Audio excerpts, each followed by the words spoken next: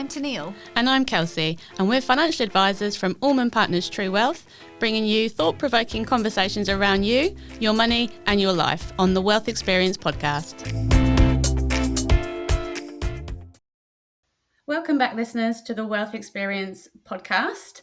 And as you can tell from the title, we're going to be talking about starting your new year without a financial hangover. And with Christmas coming up, it's usually a time for joy and family and giving, but it can also be a time of financial stress for some people.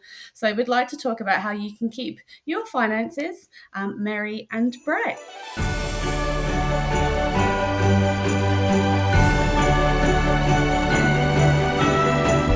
So when we think about how much we spend on Christmas, as we do in our traditional fashion, Teneale, we've looked at some stats, and it may not surprise you that the average Australian spend on Christmas, which is across gifts and food and perhaps travel, is on average between $1,200 to $1,500.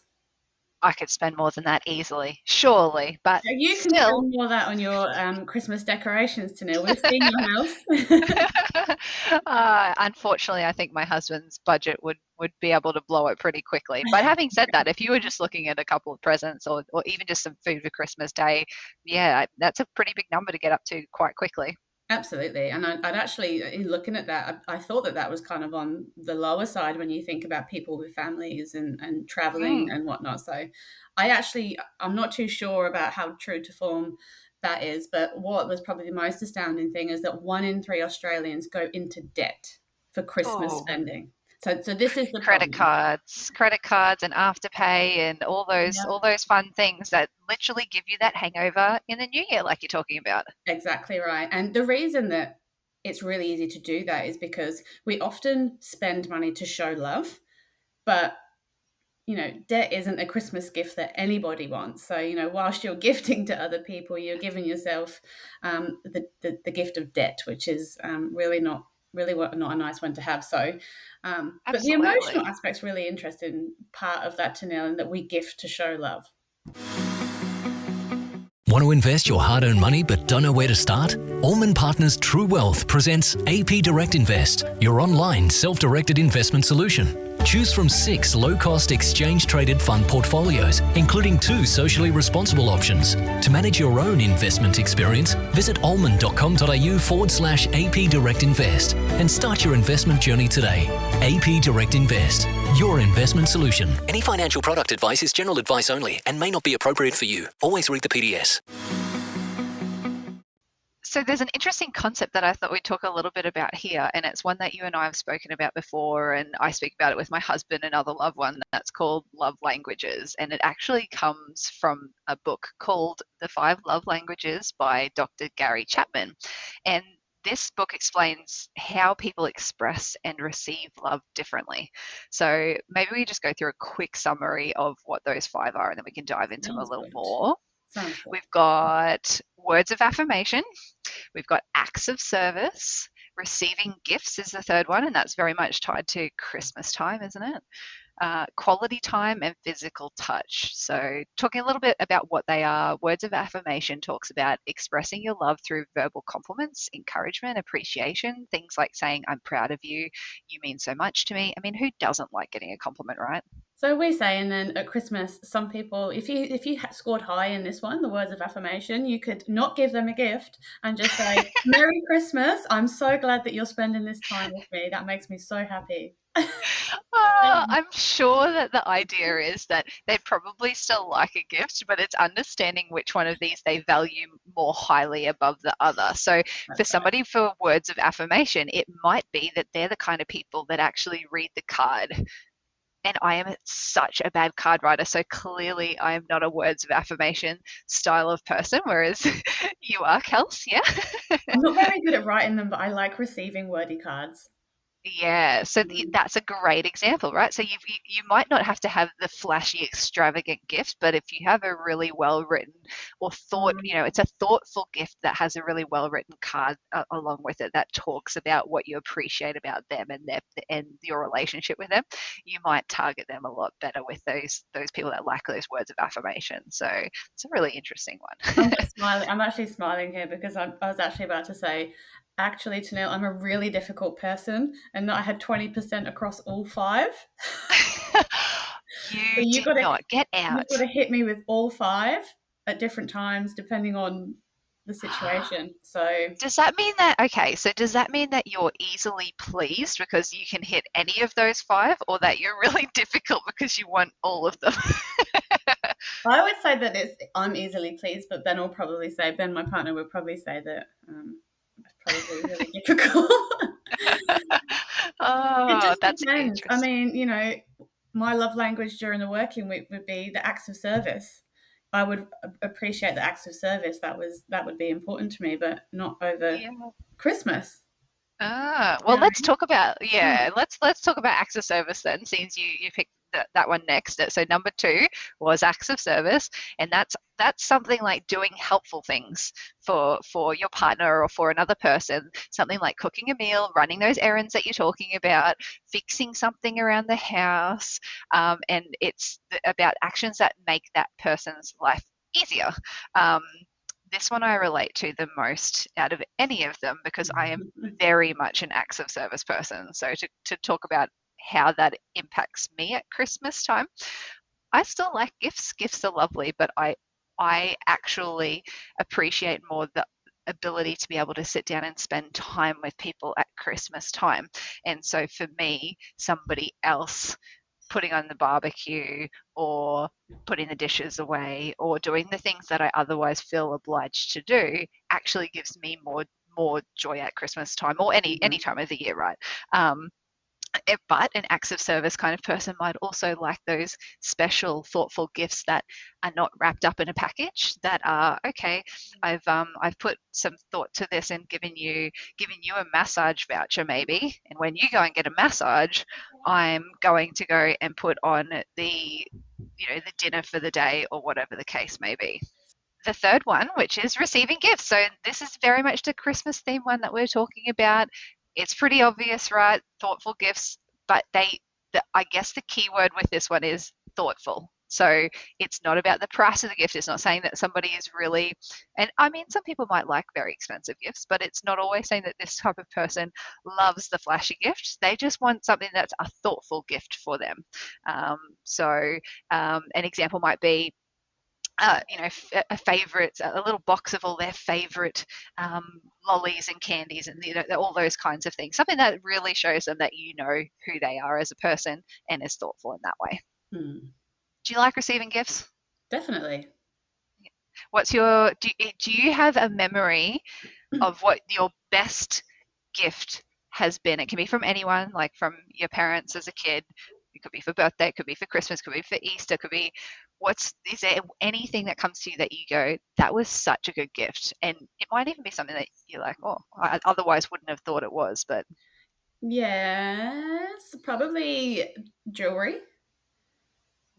Yeah. is there something specific Uh, or just any of the jewelry that you've been given? no, one specific piece of jewelry that Ben got me once upon a time. Oh, Yeah, that's nice. And so it's got a nice memory attached to it. it does. Yeah, it does. It was actually the first year of being in Australia, and there was along with the gift was some words of affirmation, which There made we it go.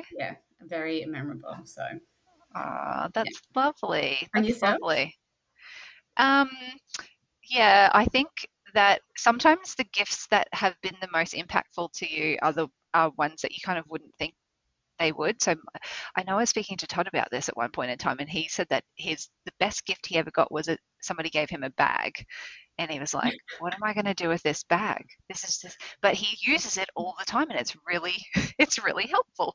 Um, and it's not something that you'd otherwise buy for yourself. And for me, I Mhm. had one of those moments when I was younger, and somebody gave me towels at Christmas time. I'm like, this is a weird gift. The towels were great because I wouldn't have gone out and bought these beautiful, nice towels for myself Yeah, like that. I would just buy I these think cheap ones. they So are the best gifts, the ones that you wouldn't buy for yourself. For sure. Absolutely, absolutely. And so that's, yeah, sometimes receiving gifts are more than just the gift itself. It's the idea of what it's going to bring for you in the future as well. But anyway, moving right along, the next one, quality. So number 4 is quality time. Uh, Pretty self-explanatory. But this is about giving time that has no other distractions as well too. So it's not let's go out for dinner, but we'll take our mobile phones along and scroll on Instagram. It's about being present, having no distractions, having a deep conversation, going on a walk together, getting out in nature, whatever the case may be. What where does your partner, where does the person that you're giving this gift to, where do they like spending their time? How do they like spending their time? And making sure that you're doing it in that environment. Okay, and then the last one we've got is physical touch. And so this is actually about expressing your love through physical closeness, hugs, holding hands, gentle touch, feeling connected physically. This kind of person might be okay with PDA and somebody else isn't okay with PDA. Or it might be that your family's not the kind of family that gives hugs to one another, but when you go see grandma expects a hug. Absolutely right. And I think these love languages are so interesting. And I highly recommend anyone that's listening to go away and take there's an online test. I think you answer a set of questions and it will tell you how much you score in each quadrant, which is what we've been referring to for our own bits and pieces. But to know when we think about this, then, so how has Christmas got to where it's got to now in terms of it's all about, well, not all about gifts, but there is a massive part to Christmas that's about the gift giving. It is interesting because over time, and I guess this is why some people have shied away from Christmas, right? Because it's that idea of the commercialization of Christmas, where it's shifted from the religious aspect and the family celebration to more consumer-driven event. And the statistics you showed earlier about how much people actually spend at this time of year is kind of proof in the pudding of that.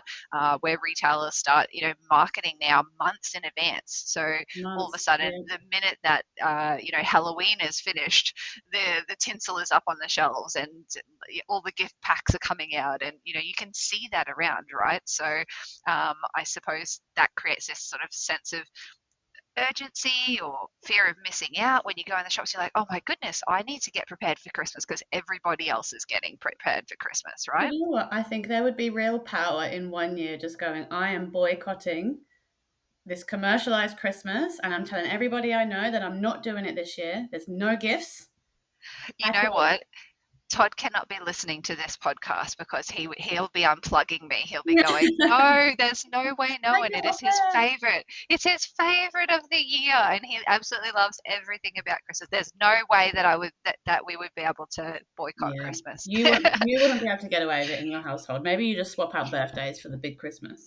Yeah, I don't and I know. think you know what it is. I think it's about us understanding that um, even though the shift has gone there, even though there is this commercialized factor around Christmas, understanding what it actually means to you and to your family, and bringing back the reality of what Christmas is supposed to be about, of that closeness, of that family bonding, of the cultural ties, of whatever that might be, and making sure that you're putting that as the focus rather than the dollars, and having to spend the money on it. Yeah.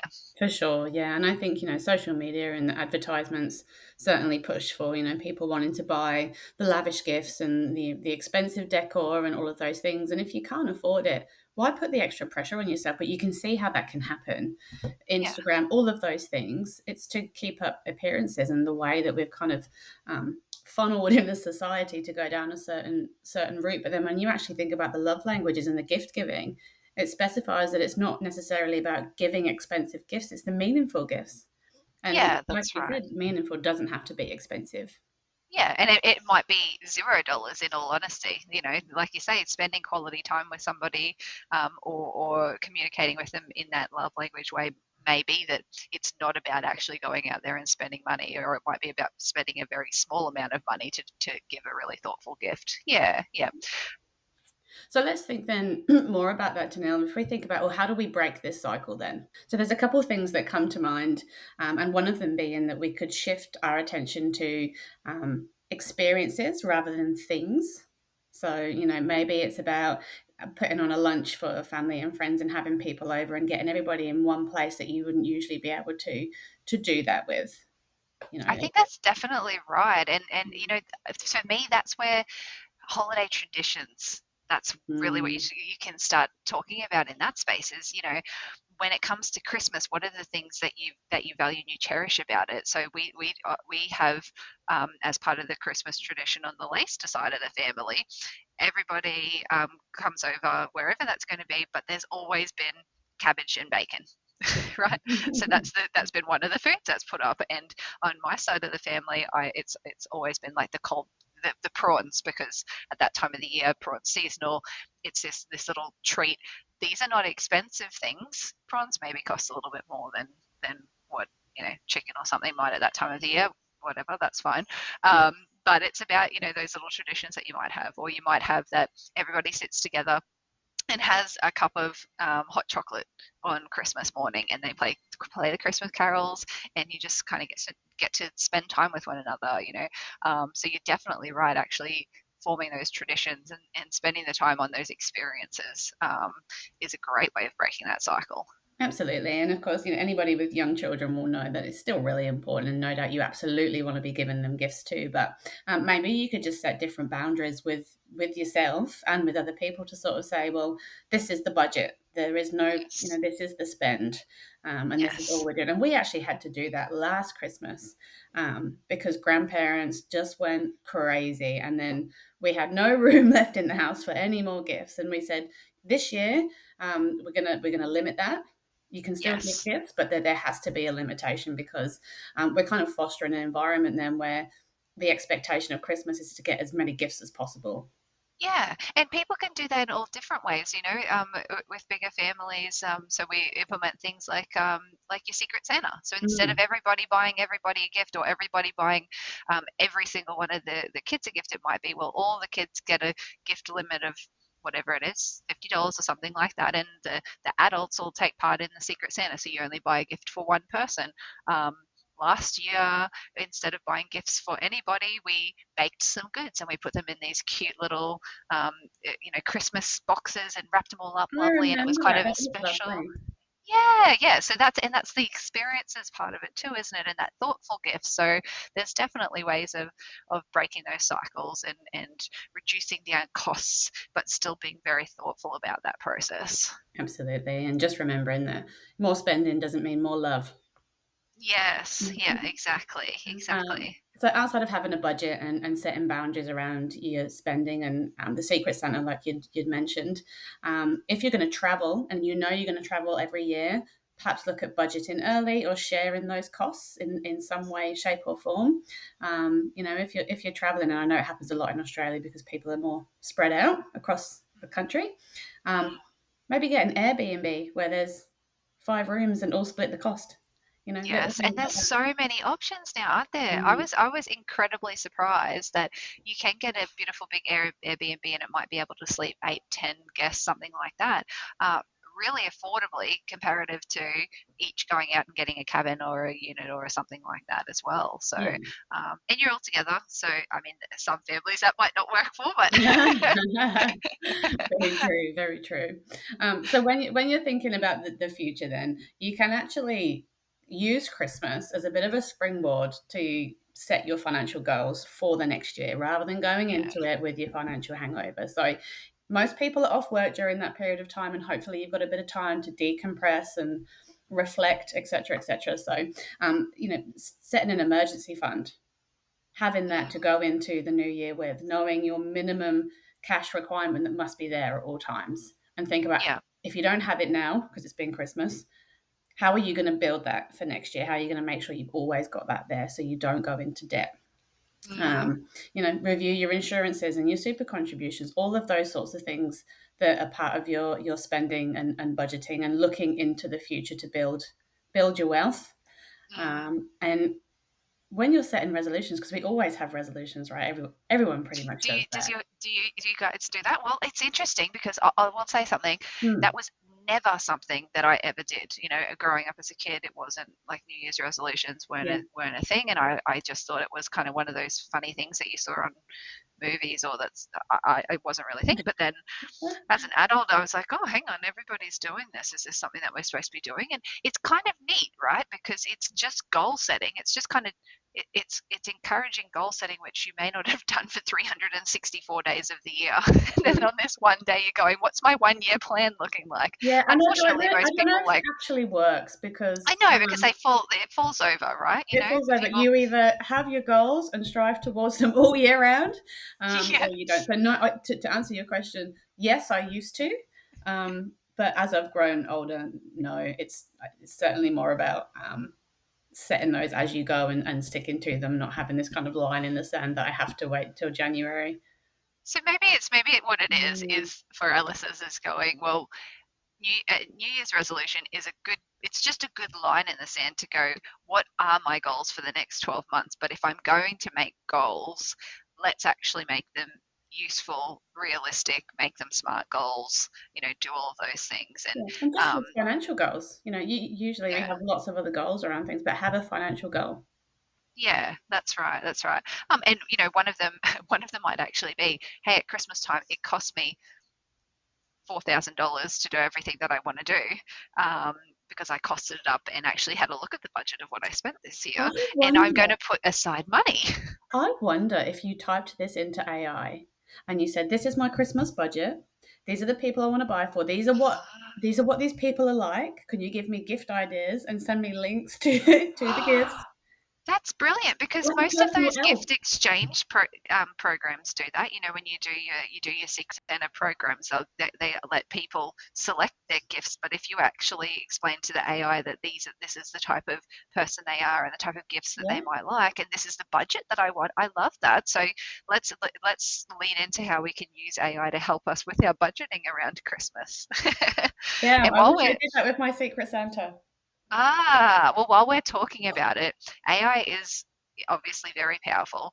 And when you do have the time, and let's pick that time over Christmas and say maybe we're getting some time off in the holidays, and we're going to set our New Year's resolution. We're going to put our 12-month plan in place, and we want to start getting our financial house in order.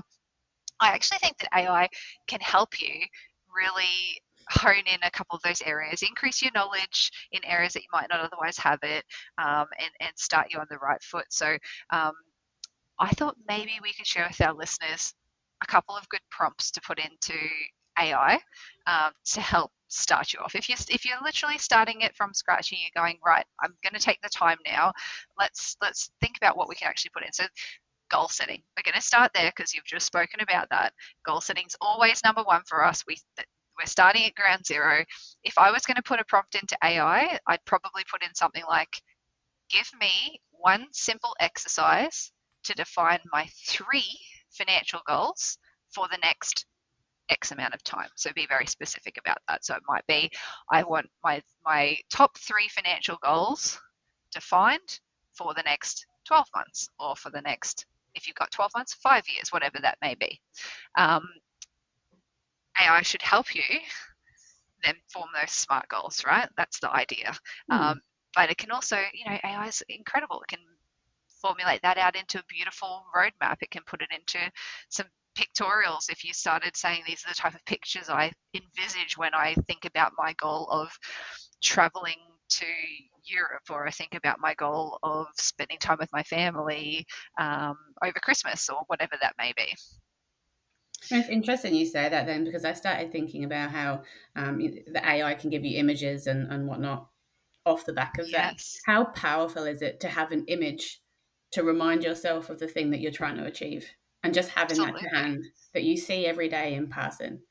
That's right. That's right. And I know people don't like print things out any longer the way that we used to, but I always like the idea that if you've got the visual somewhere, so I don't know, put it as your background saver on your computer, or on your phone, or if you've got a family calendar at home, put it up as one of the photos there. I don't know, put it somewhere so that you can actually see it, and you're going to pay attention to it throughout the year. Um, so goal setting is a good one. Budgeting, we just spoke about the cost of Christmas time. Budgeting is a year-round thing, though. So a good prompt to put into AI would be something like, what's one easy budgeting method I can start today to track my spending without using complex tools? I like that because we want to keep it simple. We want to make it really specific and targeted, but getting AI to give us one specific thing. So that should help us without going, oh, well, you can go and do these complex Excel-based sheets or pay all this money for this program that you may not even need to do it. I wonder if you put like 12 months worth of bank statements in AI and asked it to break it down, categorize, and We tell can you do where that. you could cut spending and do an actual Yeah. budget for you. I wonder if it could do that. Well, why don't we try it? Let's put it to the test, and maybe our next podcast can be specifically around those areas that AI can help us in that space. What do you think, listeners? Tell us what you think. I'm willing to give it a go, though. Sounds like a good idea. Okay, I'll give you a couple more. Investing. Everyone likes talking about investing. Where should I be investing? What should I be doing? I actually want to take it back to the beginning and say, let's understand what investing is about. So your prompt for AI, explain one beginner-friendly investment strategy that balances risk and growth. And that should give us some really good topics on how to start our investment experience. Not talking about where to put the money, but about how to do it smartly. So it might give you things like dollar cost averaging. It might give you things like diversification. All these topics we talk about on here, but it starts letting you delve in at your own pace and at your own level. Superannuation, you spoke about super and getting super and insurances in place. So here's the prompt. What is one action I can take this year to make sure my super is on track for retirement?